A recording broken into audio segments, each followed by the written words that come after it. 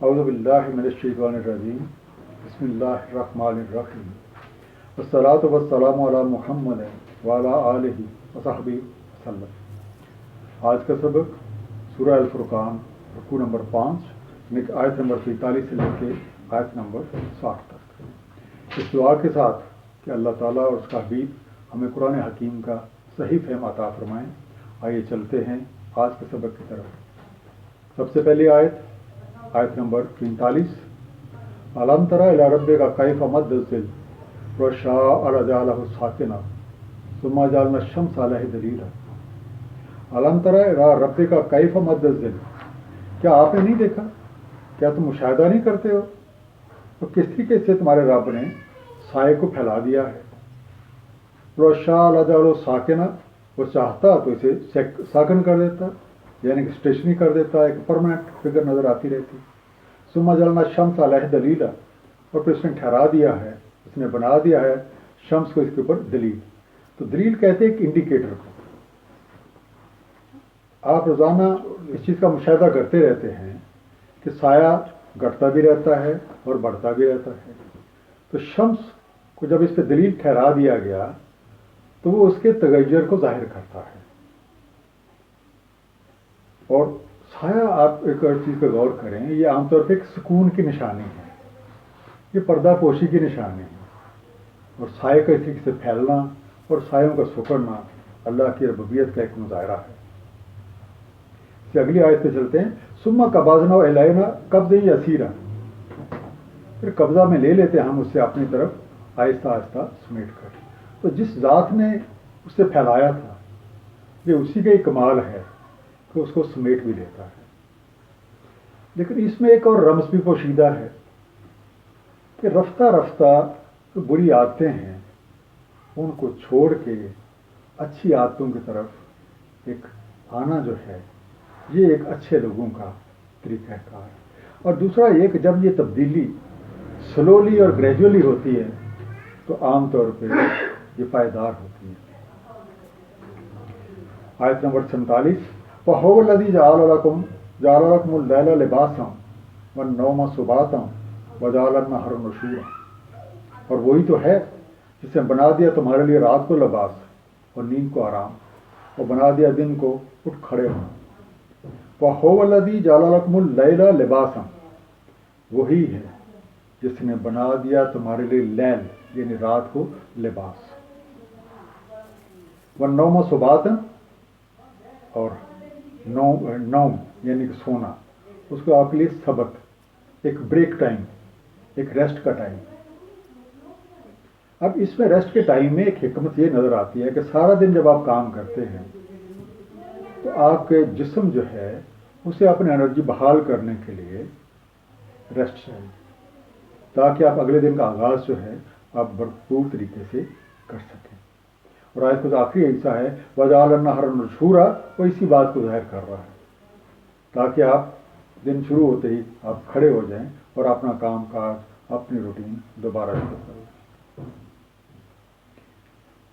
آیت نمبر 48، وَهُوَ الَّذِي أَرْسَلَ الرِّيَاحَ بُشْرًا بَيْنَ يَدَيْ رَحْمَتِهِ وَأَنزَلْنَا مِنَ السَّمَاءِ مَاءً طَهُورًا۔ وَهُوَ الَّذِي أَرْسَلَ الرِّيَاحَ بُشْرًا، وہی ہے جو ارسال کرتا ہے ہوا، ری کہتے ہیں ہوا کو، بشرم بین یدی رحمت، ایک بشارت کے طور پہ اپنے رحمت سے آگے آگے۔ کیونکہ باران رحمت، اگر ہم اس سے وہ والی ہوا مراد لیں تو عام طور پہ باران رحمت سے پہلے ایک ٹھنڈی اور اچھی ہوائیں چلتی ہیں جو بہت ہی کمفرٹیبل ہوتی ہیں، اور جو بھی فیض کے طالب ہوتے ہیں وہ حصول فیض کے لیے تیار ہو جاتے ہیں۔ وَأَنزَلَ مِنَ السَّمَاءِ مَاءً طَهُورًا، اور ہم نازل فرماتے آسمان سے پانی طہارت والا۔ اب یہ جو پانی اوپر سے نازل ہو رہا ہے، اب اس سے زیادہ پاک، اس سے زیادہ پیور اور کوئی پانی نہیں ہوتا۔ اس میں ہر طرح سے خیر ہی خیر ہوتی ہے، اور یہ عام طور پر فصلوں کے لیے انتہائی مفید ہوتا ہے۔ اگر پانی پاک ہوگا تو یہ یقین رکھیں کہ اس سے زمین میں پیدا ہونے والی جو چیزیں ہیں وہ بھی انشاءاللہ پاک اور صاف اور فائدہ مند ہوں گے۔ لنحيي به بلدة ميتا ونسقيه مما خلقنا انعاما واناسيا كثيرا. لنحيي به، تاکہ زندہ کر دیں ہم اس کے ساتھ، یہ جو پاک پانی اتر رہا ہے اس کی مدد سے ہم زندہ کر دیں بلدتم میتن، ایک ایسے شہر کو، ایک ایسی آبادی کو، ایک ایسی چیز کو جو کہ مردہ ہو چکی ہے. وَنُسْقِيَهُ مِمَّا خَلَقْنَا أَنْعَامًا وَأَنَاسِيَّ كَثِيرًا، اور پلائیں اس سے جو ہم نے خلق کیے ہیں، انعام یعنی کہ مویشی، وَأَنَاسِيَّ كَثِيرًا، اور بہت سے لوگ. اب آیت کے شروع میں دوبارہ دیکھیں، لَنُحْيِيَ بِهِ بَلْدًا مَيْتًا، ہم اس سے حیات دے دیں، ہم اس سے زندہ کر دیں ایک شہر مردہ کو. اس کا مطلب یہ ہے کہ یہ شہر پہلے کبھی زندہ بھی تھا. جب ایک دفعہ یہ پہلے زندہ تھا، اب کسی وجہ سے یہ مردہ ہو گیا ہے. آپ ایک زمین کی مثال لے لیں، جب اب زمین پہ ایک فصل تیار ہو گئی، آپ نے فصل کاٹ لی، اب وہ زمین خالی پڑی ہوئی ہے، یعنی کہ وہ اپنی پیداواری صلاحیت سے اس وقت پیداواری صلاحیت اس کی سسپینڈڈ ہے. تو جب اس کے اوپر ایک پاک پانی، ایک تازہ پانی آسمان سے دوبارہ اترے گا تو یہ دوبارہ پیداواری صلاحیتیں اس کی بیدار ہو جائیں گی اور یہ دوبارہ اس میں فصل جو ہے وہ اگ سکتی ہے. دوسرا، پانی کی اس خصوصیت سے یہ بھی اندازہ ہوتا ہے کہ پانی ہماری زندگی کے لیے کس قدر ضروری ہے. وَلَقَدْ صَرَّفْنَاهُ بَيْنَهُمْ لِيَذَّكَّرُوا فَأَبَىٰ أَكْثَرُ النَّاسِ إِلَّا كُفُورًا، اور بے شک ہم نے دہرایا اسے کہ یہ جو کرشمہ بیان کیا ہے، یہ جو ایک حکمت بیان کیا کہ آسمان سے پانی اترتا ہے، مردہ زمین جی اٹھتی ہے، یہ ذکر ہم نے کئی بار دہرایا ہے. وَلَقَدْ صَرَّفْنَا بَيْنَهُمْ لِيَذَّكَّرُوا، اور بے شک ہم نے دہرایا اسے ان کے درمیان تاکہ انہیں یاد دہانی ہو، لِيَذَّكَّرُوا، یاد رکھیں، انہیں نصیحت ہو. فَأَبَىٰ أَكْثَرُ النَّاسِ إِلَّا كُفُورًا، تو پھر بھی نہیں، جو اکثر لوگ ہیں وہ انکار کیے بغیر نہیں رہتے. اس آیت میں ہمیں تصریف کے ایک طریقے کا ذکر مل رہا ہے. صرفنا کے لیے یہ لفظ یوز ہوا ہے، یعنی ایک چیز کو مختلف انداز میں بار بار پیش کرنا. اس میں ایک حکمت نظر یہ آتی ہے کہ جب کسی چیز پہ آپ بار بار غور کرتے ہیں، مختلف اینگل سے دیکھتے ہیں، تو اس کے مختلف چیزیں، اس کے مختلف اینگل، اس کے مختلف صلاحیتوں سے آپ آگاہ ہوتے ہیں. اور یہی وہ طریقہ کار ہے جس سے چیز کو سمجھنے میں مدد ملتی ہے. اور قرآن حکیم میں اللہ کریم نے یہی طریقہ استعمال کیا ہے. تو اس لیے اگر ہم قرآن کریم کا صحیح فہم حاصل کرنا چاہتے ہیں تو ہمیں بھی تصریف کا طریقہ ہی اپنانا پڑے گا. تو اس کا آسان سا نسخہ یہ ہے کہ جس کسی لفظ کا، جس کسی فریز کا آپ معنی ڈھونڈنا چاہتے ہیں، آپ اسے سمجھنا چاہتے ہیں، آپ اسے پورے قرآن کریم میں تلاش کریں کہ اس لفظ کا ذکر یا اس فریز کا ذکر کہاں کہاں پہ ہے، اور ہر جگہ اس کے معنی کو، اس سے اوپر والی آیتیں بھی، اس سے نیچے والی آیتیں بھی غور سے دیکھیں تاکہ آپ کو دیکھیں کہ ڈفرینٹ کانٹیکسٹ میں اس کے میننگ کیا ہے. اگر آپ یہ نسخہ استعمال کریں گے تو یقین رکھیں انشاءاللہ آپ کی سمجھ بہت بہتر ہوگی. اب اگلی آیت کو ہم دیکھتے ہیں. وَلَوْ شِئْنَا لَبَعْثْنَا فِي كُلِّ قَرْيَةٍ نَذِيرًا. وَلَوْ شِئْنَا، اگر ہم چاہتے، لَبَعْثْنَا فِي كُلِّ قَرْيَةٍ نَذِيرًا، تو ہر قریہ کے لیے مبعوث فرما دیتے ایک نذیر. نذیر ہوتا ہے خبردار کرنے والا، آگاہ کر دینے والا، ایک اچھے برے کا بتانے والا کہ بھئی اگر برے کام کرو گے تو ان کا نتیجہ کیا ہو سکتا ہے. یہ سارا کچھ اللہ کے بس میں تھا. وہ چاہتے تو ہر بستی میں، ہر ٹاؤن میں کوئی نبی، کوئی رسول اس کو بھیج دیتے. لیکن اب آپ ذرا غور سے دیکھیں کہ اللہ کریم نے جب رحمت اللہ العالمین حضور اکرم صلی اللہ علیہ وسلم کو مبعوث فرمایا تو ان کے بعد کسی اور نبی نے تو نہیں آنا. اب یہ والا فریضہ جو اللہ کے بندے ہیں، اللہ اور اس حبیب کے محبوب بندے ہیں، انہوں نے وہ کام یہ سارا انجام دیے جا رہے ہیں. اور انشاءاللہ اللہ کا یہ پیغام اور حق بات ہر قریہ میں پہنچ کے رہے گی، اور کوئی یہ نہیں کہہ سکے گا کہ میرے تک پیغام نہیں پہنچا. فَلَا تُطِعِ الْكَافِرِينَ وَجَاهِدْهُمْ بِهِ جِهَادًا كَبِيرًا. اب جو بھی یہ فریضہ انجام دے، یہ آیت اپریٹلی اسے ایڈریس کرتی ہے. لیکن قرآن چونکہ سب کا مخاطب ہے تو جو بھی قرآن پڑھے گا یہ اس کے لیے بھی ہے. فلا تطع الکافرین، تو مت کرنا اطاعت کافرین کی. اطاعت سے مراد ہوتا ہے بات کو مان لینا اور اسی طرح کا بننے کی کوشش بھی کرنا. تو یہاں اس سے مطلب یہ نہیں کہ کافروں کا سارا کچھ مانے، ان کا صرف کہا کی بات نہیں ہے، ان کے عقائد کی بھی بات ہے، ان کی معاشرت کی بھی بات ہے، ان کے رسم و رواج کی بھی بات ہے. اس کا مطلب یہ بنا، یہ جو پہلا آئسہ ہے فلا تطع الکافرین، کہ بھئی کسی بھی طریقے سے نہ کافروں کا کہا ہوا ماننا ہے، نہ ان کی طرز معاشرت اختیار کرنی ہے، نہ ان کے رسم و رواج کو اختیار کرنا ہے. ہم سب کے لیے نبی اکرم محمد صلی اللہ علیہ وسلم کا اسوہ حسنہ وہ ہے جو ایگزامپل ہمارے لیے ہے، اور اس کو فالو کرنے میں ہماری نجات ہے. اور اگلا حصہ وجاہدہم بہ جہادا کبیرا، وجاہدہم، اور ان سے جہاد کرے. جہاد کا مطلب یہ نہیں ہے کہ ڈنڈے سوٹے تلواریں رائفلیں لے کے آپ چڑھ دوڑیں. اس کا مطلب تک کوشش کرنا، ان کو سمجھائیں ایک دلیل کے ساتھ، ایک علم کے ساتھ، ایک پوری لاجک کے ساتھ. جہادن کبیرہ، ایک بڑا جہاد. ہاں جب وہ لڑائی کا موقع آئے بالکل اس میں کوئی شک نہیں، ہر مسلمان کو حصہ لینا ہے، حسب توفیق. لیکن امن کی حالت میں یہ جہاد بالعلم، جہاد بالقلم، اس کو نہ بھولیں. یہ وہ پروسیس ہے جو کہ کنٹینیوس پروسیس ہے، کہ نہ تو آپ نے ان کی بات ماننی ہے، نہ آپ نے ان کے طرز کار اختیار کرنے، نہ ان کے رسم و رواج کو فالو کرنا. خود بھی سیدھے رہنا اور انہیں بھی دلیل کے ساتھ اچھے طریقے سے بات پہنچانی.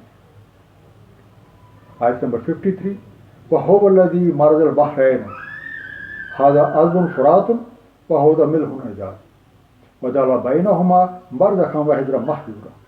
اور وہی ہے جس نے جاری کر دیے ہیں، جس نے رواں کر رکھے ہیں دو بحر.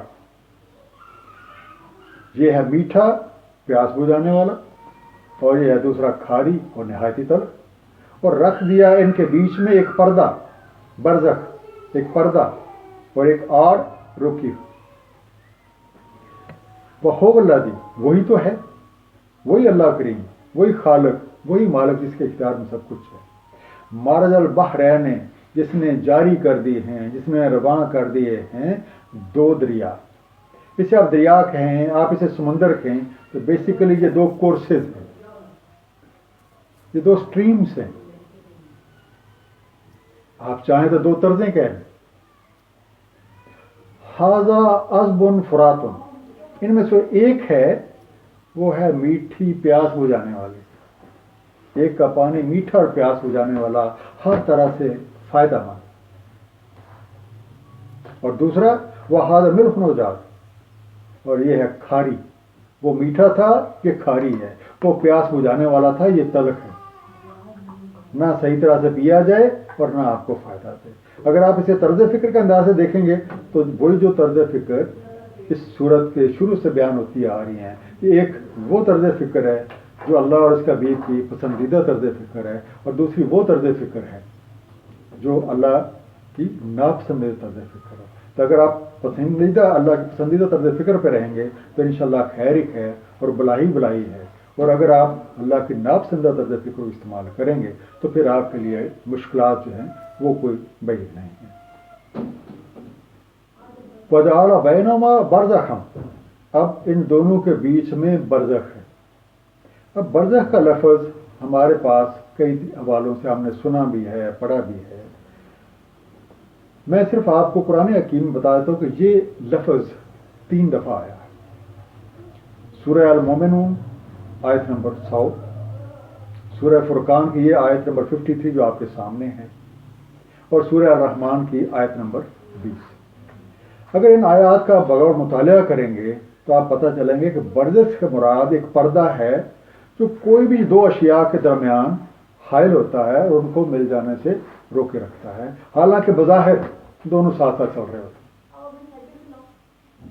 اب ازداد کو اس طریقے سے جاری رکھنا یہ تو خالق اور مالک کا ہی کمال ہے، یہ کسی انسان کے بس کی بات نہیں ہے. وَجَعَلَ بَيْنَهُمَا بَرْزَخًا وَحِجْرًا مَحْجُورًا، ہجر کوئی رکاوٹ، محجورہ جو اریکٹ کی ہو، یعنی کہ اس برزخ نے دونوں چیزوں کو سیپریٹ رکھا ہوا ہے، انہیں ملنے نہیں دیتا. اب اگلی آیت وَهُوَ الَّذِي، اب چونکہ رب کریم کی خلقیت کی ملکیت کی بات ہو رہی تھی، وَهُوَ الَّذِي خَلَقَ مِنَ الْمَاءِ بَشَرًا فَجَعَلَهُ نَسَبًا وَسِحْرًا وَكَانَ رَبُّكَ قَدِيرًا۔ وَهُوَ الَّذِي، وہی تو ہے، وہی خالق، وہی مالک جس کی پیچھے بات ہو رہی تھی، وہی تو ہے خَلَقَ مِنَ الْمَاءِ، جس نے خلق کیا ماء کے ساتھ، پانی کے ساتھ، بشر، یہ جو ہمارا ظاہری حلیہ ہے، جیسے ہم کہتے ہیں چہرہ بشرا، اس سے آپ یہ مراد بھی لے سکتے ہیں۔ آپ بشر سے مراد کو آدمی لینا چاہیں آپ وہ بھی لے سکتے ہیں۔ فَجَعَلَهُ نَسَبًا، پھر بنا دیا اس کا نسب۔ تو نسب ہوتے ہیں خونی رشتے، جنہیں آپ کہتے ہیں پیٹرنل سائڈ، آپ کے والد صاحب ان کی جو سائڈ ہے، اس لحاظ سے آپ کے بلڈ ریلیشن ہے۔ وَسِحْرًا، تو جو رشتے آپ کے شادی کی وجہ سے بنتے ہیں، یعنی کہ سسرال، تو یہ جب اللہ نے خلق کر کے آگے اس انسانوں کو پھیلانے کے لیے یہ ایک طریقہ کار وضع فرما دیا۔ وَقَانَ رَبُّكَ قَدِيرًا، اور ہمارا رب ہے قدیر۔ تو وہ جو حکمت والا رب ہے، اسے ہی صحیح یہ علم تھا کہ یہ آگے کاروبار جو ہے یہ کیسے آگے جاری رکھا جا سکتا ہے، اس پہلو کو کیسے بڑھایا جا سکتا ہے۔ تو اس نے ایک انتہائی موزوں طریقے کے ساتھ اس کے لیے جو قوانین ہیں وہ وضع فرما دیے ہیں۔ وَيَعْبُدُونَ مِن دُونِ اللَّهِ مَا لَا يَنفَعُهُمْ وَلَا يَضُرُّهُمْ۔ اب یہ دوسری جو طرز فکر والے ہیں، ایک اللہ کی ناپسندیدہ طرز فکر جو اختیار کی ہوئی ہے، وہ کیا کرتے ہیں؟ وَيَعْبُدُونَ مِن دُونِ اللَّهِ، وہ عبادت کرتے ہیں، وہ پوچھتے ہیں ما سوا اللہ کی، اللہ کو چھوڑ کے کسی اور کے پیچھے پڑتے ہیں۔ ما لا ينفعهم ولا يضرهم، حالانکہ نہ تو وہ انہیں نفع دے سکتے ہیں اور نہ انہیں کوئی ضرر پہنچا سکتے ہیں، یعنی کہ نہ کوئی نقصان دے سکتے ہیں۔ بنا الکافر ہو اللہ رب ظہیرہ، وہ جو کافر ہیں وہ تو ویسے ہی رب کی طرف پشت پھیرے ہوئے ہیں۔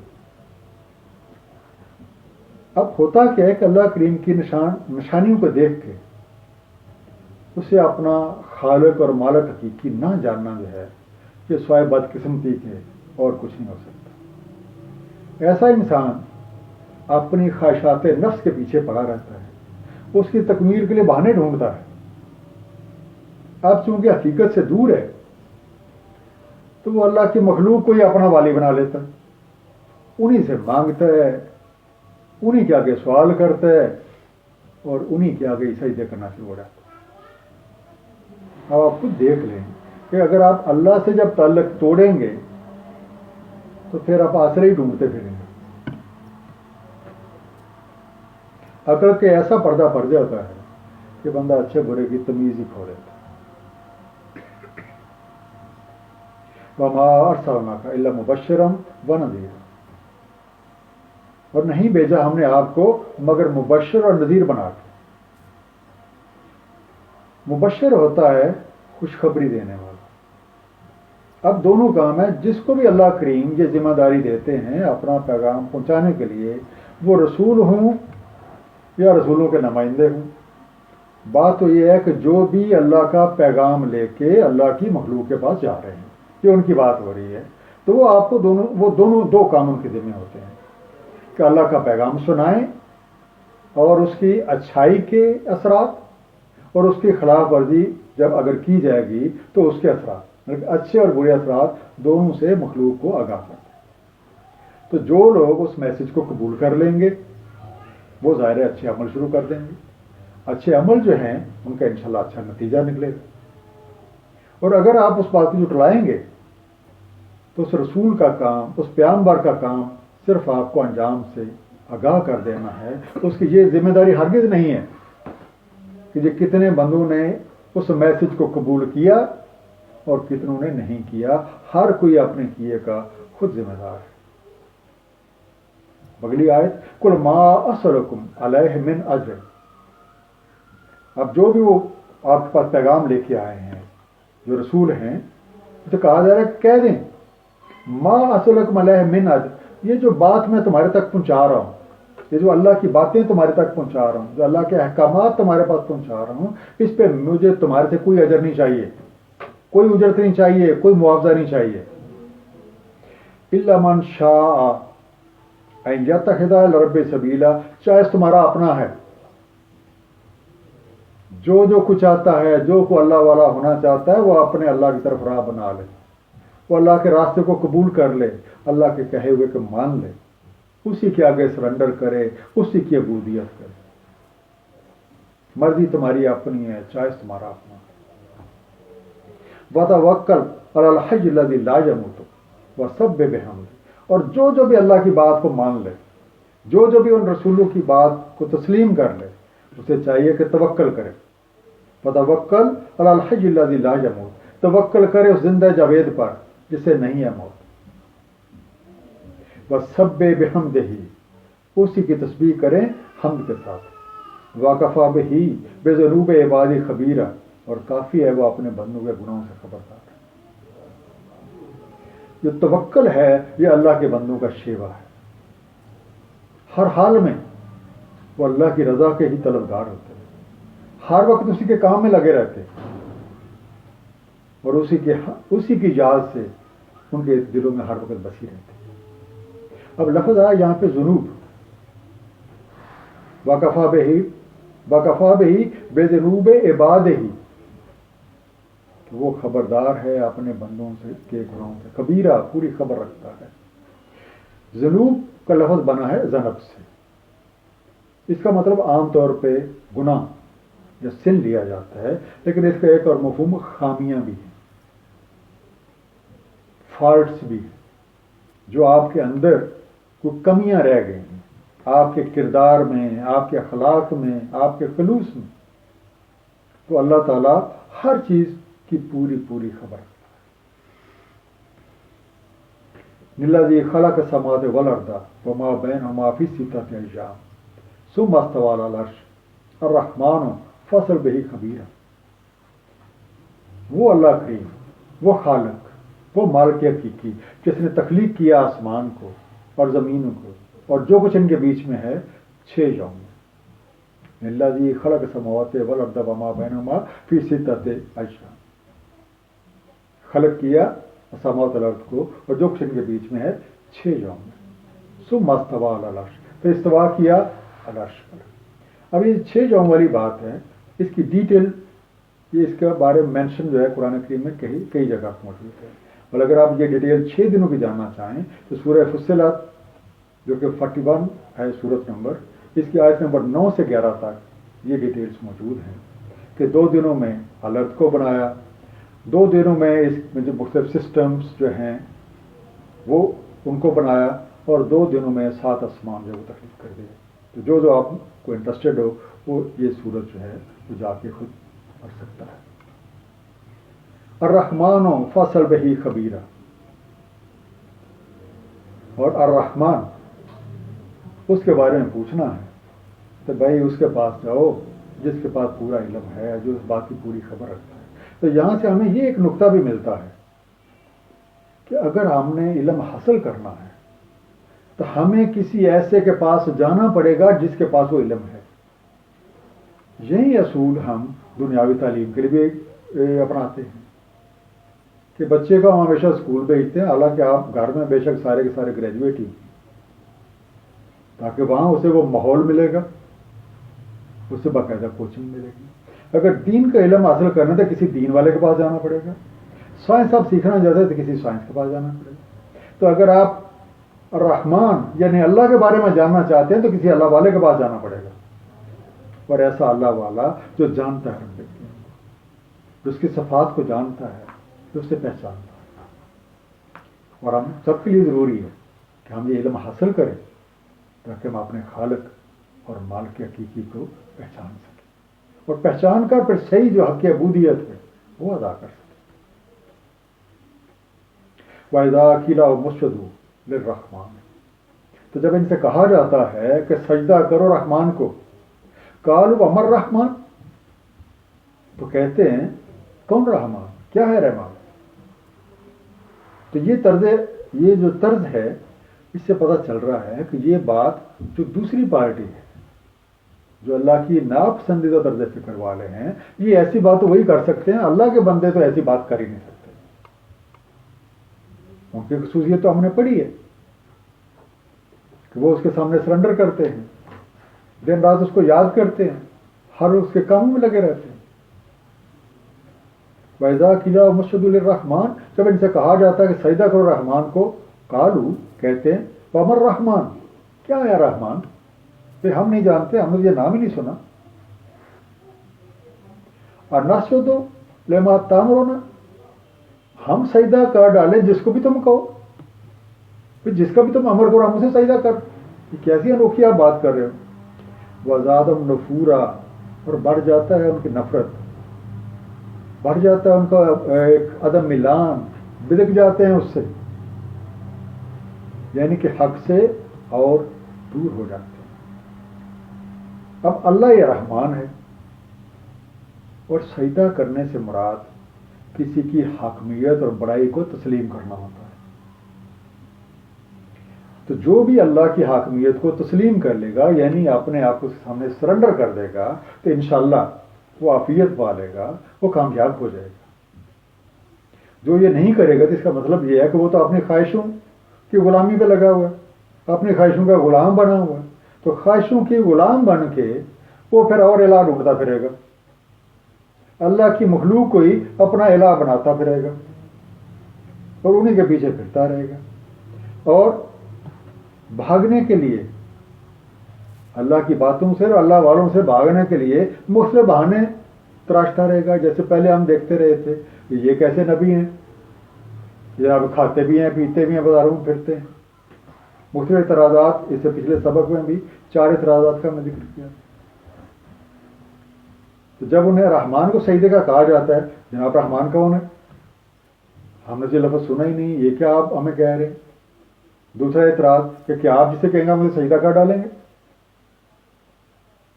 اور ان چیزوں سے، اس طرح کی حرکتوں سے ایک دوری بڑھ جاتی ہے، حق سے وہ اور دور ہو جاتی ہے۔ صدق اللہ العظیم۔ تو یہ والی آیت جو یہ آیت سجدہ تھی، تو جو صاحبان یہ سبق سن رہے ہیں، جنہوں نے یہ آیت سنی ہے، ان سب سے یہی درخواست ہے کہ اپنے ٹائم میں مناسب وقت کے اوپر ایک سجدہ جو ہے وہ ادا کر لیں۔ صدق اللہ العظیم۔ صلی اللہ علیہ خیر خلق سیدنا محمد وعلی آلہ وصحبہ وسلم تسلیما۔